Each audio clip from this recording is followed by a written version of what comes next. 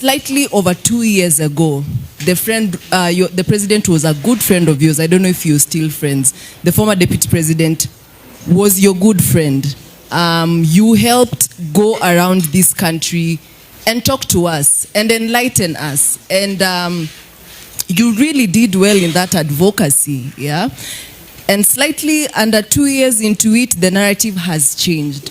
My question is, why now? That's a very good question. I think the person to ask are the ones who deviated from what we told Kenyans. Me, I'm still where and what we sold to Kenyans. That we needed to be people who serve the people of Kenya without excessive greed. We were to serve the people of Kenya in a manner that we do not put in excessive patronage, clientelism, and reciprocal altruism into the economy. That we were to liberalize our economy. That anyone can come in and set up a cement company. Anyone can come in and do any kind of business.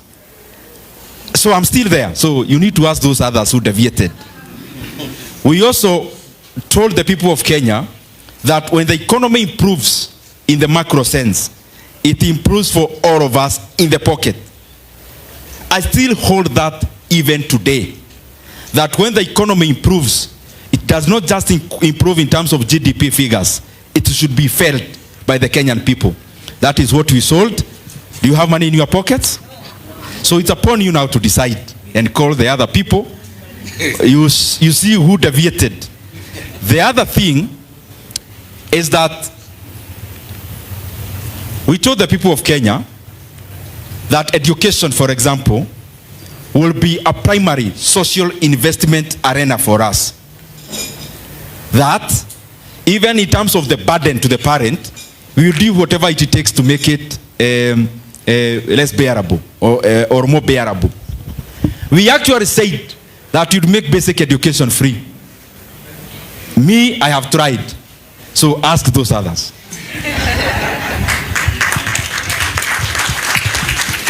So what lacks most in Kenya is that we have nations within the nation. That even as we meet in the Nairobi now to talk about the nation of Kenya, we have first of all met in our conclaves as the nation of this tribe, the nation of this tribe, and that way. When you go to, for example, Nigeria is not a nation.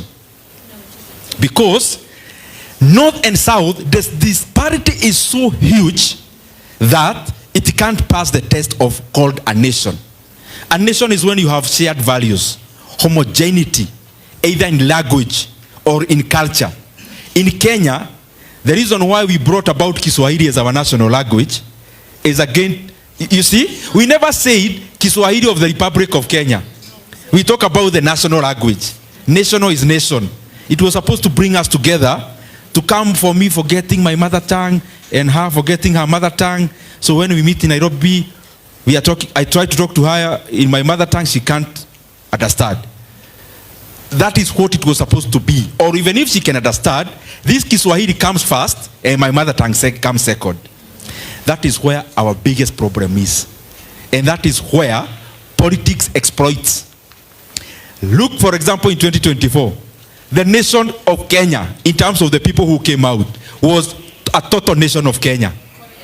But when politicians noticed the nation, when it is united, changes can happen, they went back into conclaves. So they called in tribal chiefs, went into a table, shared power, actually did worse the grievances that were there in 2024. Now Kenya is in a worse state than then. That the same office people were to march on that Thursday now has four times budget, and they are telling you, you do what you can do. Tumeugana sisi. Nani wameugana ni nyinyi? Are you getting what I'm saying? So that is a big tragedy that, yes, nations evolve, but I wish we can fast track that evolution.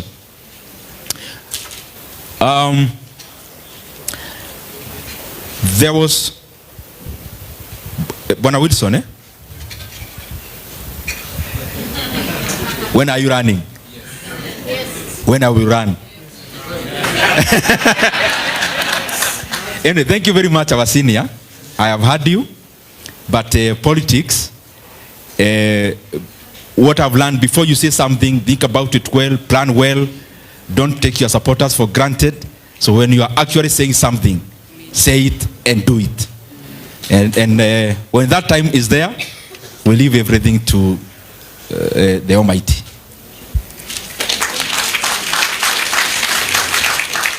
Kanyotu, unajua ukiitwa Kanyotu tunakuogopa. But he asked a very, very important, in fact, I actually thought that is the topic I would be invited to talk about. Iran, what do we see in Kenya and what are the opportunities? Let me tell you here today. Iran, what is happening in Iran is more than 200 rallies we can do in Kenya. Politically, what is happening in Iran has a bigger effect than 200 political rallies we can do in Kenya.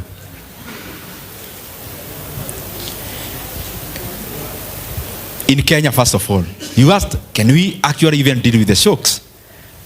Let's ask ourselves first, what is it that we need to do, first of all? You heard me last week talking about oil, the whole week, from Monday to Friday.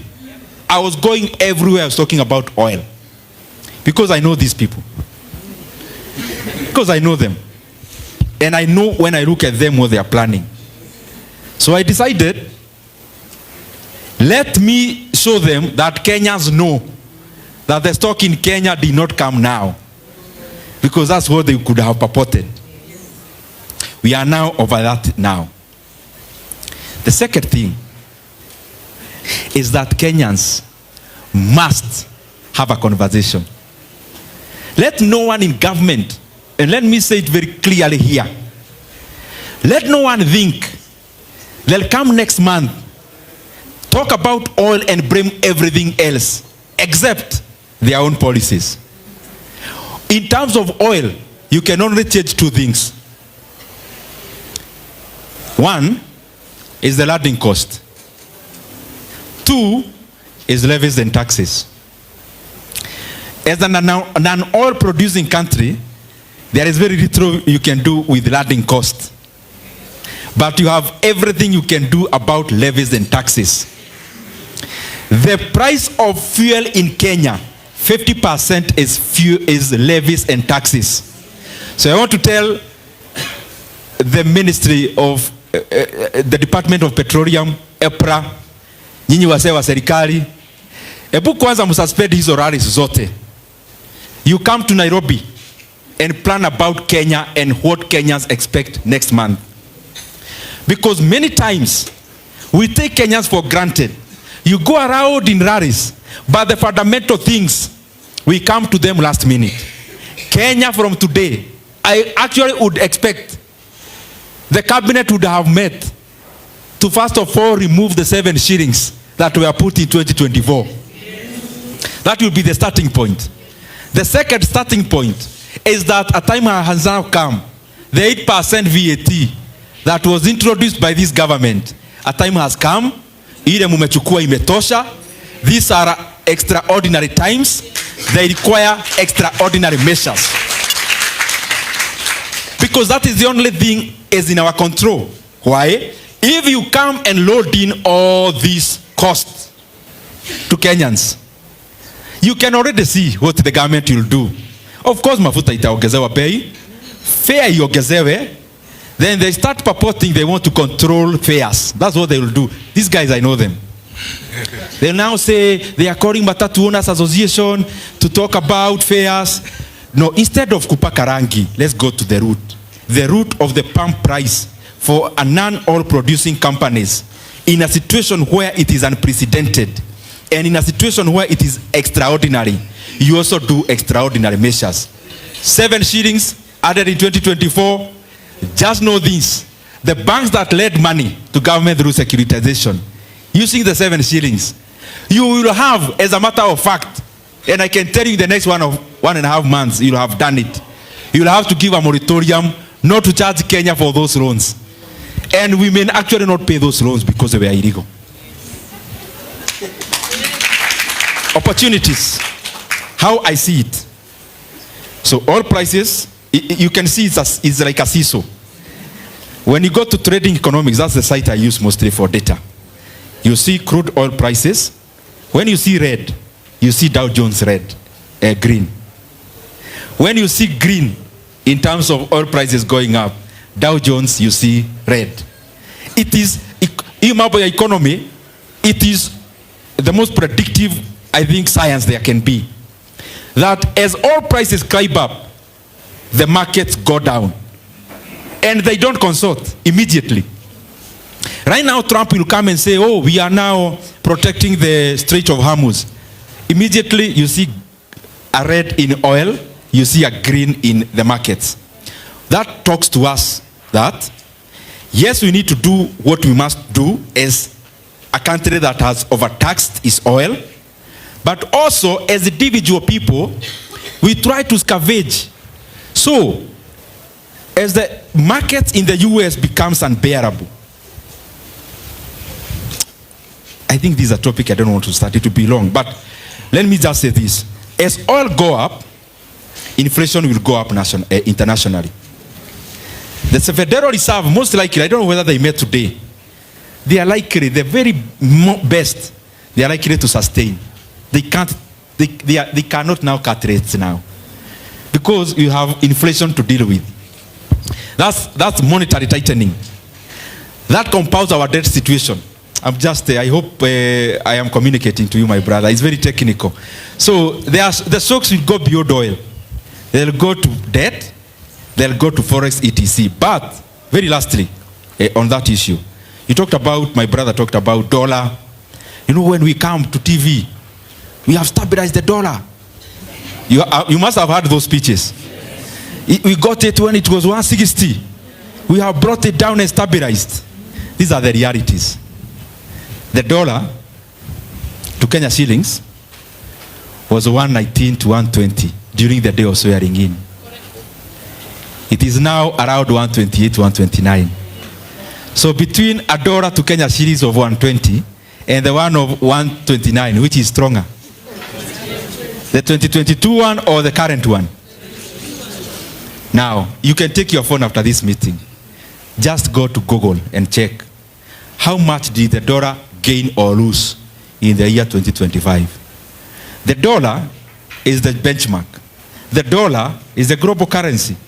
Itself, because of policies, protectionism policies and etc., and a lack of independence that was being seen in terms of Fed, the dollar itself lost 10% in the year 2025. So you can't say the ceiling has gained. It is the dollar that has lost. And if you want to know whether you are right or wrong, now move away from the dollar, come to the euro and pound. The euro was 116 the day of swearing in. It is now 150. It's not my figures, it's figures. The pound was 136. It is now 170. We have stabilized the shilling. And those are the short stories. At the river and industry, lastly, I concur with you, Thika, at the river. Even my own father used to live in Kiadutu in Thika. They were going there because, yes, he was a carpenter, but there were more people to Tegenezea Viti. Nampak, Del Monte, all those other companies. Polisac, here it's cement, steel. The composition of GDP is primary production, secondary, and tertiary. But the most important of all those, which becomes an anchor to all the economies that have grown, is the secondary one, which is manufacturing. Because they bring synergies from primary. Primary means when you talk about cement company, clinker is the primary production. And when you talk about, let's say, Del Monte in Thika, That in a nasi is the primary production. The secondary production is the industry itself. Now, clinker inatoshana na hii chupa, ikiigizwa tu kwa hiyo factory, the same huwa inatoka pale na value of multiples of the clinker than 17. So what manufacturing does is first of all to increase productivity. And that is why it should be very primary. Let me not give so much details into it, but just say, maybe we can discuss it on another day. The biggest problem Kenya has when it comes to manufacturing. You know, we can talk. We are bringing companies, we are doing this and that. One thing, it's called power. Power. And don't look at me like that. Me, I'm just a small-time guy over there buying a few shares, which I am not involved in. I'm just talking about the sector. Whether we like it or not, we have to address radically. Forget about distribution. Production. That's where the problem starts. KenGen has maybe 70% of our market share of power production. But you realize maybe the money that goes to producers, maybe they get less than half. What does that tell you? That the other 30% who are dependent power producers, they get more money, they are paid more money than the one we pay as consumers. Actually, KenGen subsidizes their power. Why? Because all of them, majority, they are vehicles of patronage. Give me one power producer in Kenya of a person you know. Ati ye, tunaendaga na ye church. Just tell me one. There is, I can say here, other than President Mwai Kibaki, there is no other leader who is not involved in independent power production in Kenya. It is to that level. And Kenya, tuate tu historia kuongeanga tu vitu, no going around the problem. Let's go to where the problem is and aim it there. That you come and sign a PPA. It's called take or pay. Produce power. Whether you take or you don't, you still have to pay me. But that's not the problem. The pricing. So, when this problem starts there, the industry now becomes very expensive. I hope you know Kenya in terms of energy is the most expensive in the region. I also hope you know petrol prices in Kenya are higher than Uganda, yet it passes through Kenya. Thank you for your attention on that matter. Okay, thank you very much. Now, allow me now to invite questions.